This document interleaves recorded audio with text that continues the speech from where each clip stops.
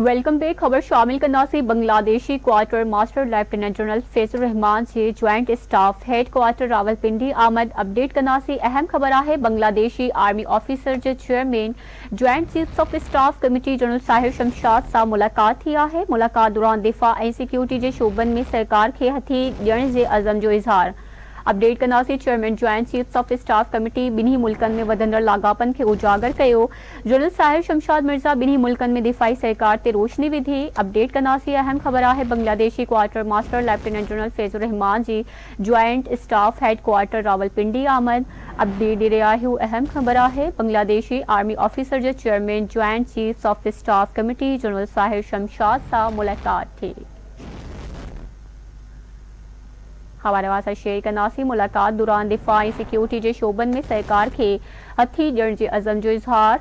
Chairman joint chief of staff committee बिन्ही मुल्कन में वधंदड़ लागापन के उजागर कयो।